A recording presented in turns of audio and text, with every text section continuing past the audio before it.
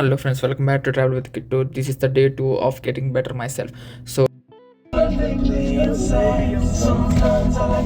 ఇండియాలో Deepavali is a festival of lights. అలాగే ఇక్కడ Christmas is a festival of lights.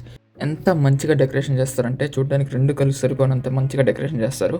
చిన్న పిల్లలు ఉన్నారంటే వాళ్ళకి ఒక సెలబ్రేషన్, ఇయర్‌కి వన్స్ వచ్చే సెలబ్రేషన్. అంటే మనం విలేజెస్‌లో ఊళ్ళలో జాతరలాగా అనమాట. అదొక పెద్ద పండగలా చేస్తారు పిల్లలకి. ఎంత ఎంజాయ్‌మెంట్ అంటే ఆ మెమరీస్ సంవత్సరం అంతా ఉంటాయన్నమాట. వీధి, వాడ మొత్తం లైటింగ్‌తో నింపేస్తారు. ఇంటి మొదల నుంచి చివరి వరకు మొత్తం అందమైన లైటింగ్స్‌తో, డెకరేషన్‌తో నింపేస్తారనమాట. సో, నేను అలా చూసిన డెకరేషన్స్ ద బెస్ట్ అనుకున్నవి 1, 2, 3 దీనిలో పెట్టాను. సో, మీరు కూడా చూసి ఎంత బాగున్నాయో చూసి ఎంజాయ్ చేయండి. లైటింగ్ చూస్తుంటే అంత డార్క్‌నెస్‌లో ఇంత లైటింగ్ చూస్తుంటే ఒక చిన్న హోప్ లాగా అనిపిస్తుంటదనమాట. అది కూడా చిన్న పిల్లలం అయిపోయేంతలా చేస్తారు డెకరేషన్స్. ఒక క్రిస్మస్ ట్రీలా డెకరేట్ చేసి దాని లోపల ప్రెజెంట్స్ పెట్టినట్టు డెకరేట్ చేశారు. చాలా బాగుంది. దిస్ 10 out of 10 రేటింగ్ ఇస్తాను నేనైతే ఈ డెకరేషన్‌కి. హౌస్ కన్నా వాళ్ళు వేసిన డెకరేషన్ ఇంకా హౌస్ మించింది. లైట్లు తీసుకొచ్చేసాం, ఇంటి మీద పడేసాం, స్విచ్ చేసాం అనకుండా ఆ లైట్స్ ఒక స్టోరీని చెప్తున్నాయి అనమాట. ఒక స్టోరీ టెల్లింగ్ ఉంది దాంట్లో.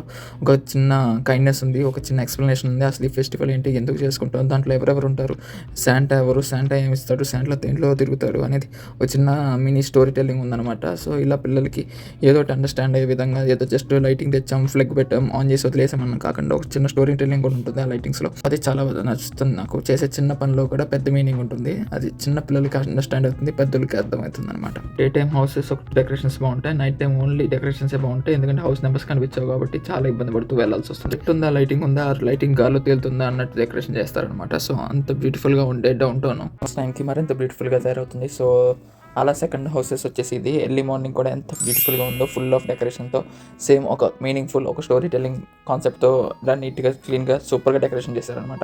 రాత్రి అయితే దెయ్యాల కొంపలు ఉన్నట్టుంటాయి, పగలైతే ఎంతో అందంగా ఉంటుంది. కాబట్టి thanks for watching. Please to like, share and subscribe to travel with Kittu. See in the next video. Bye.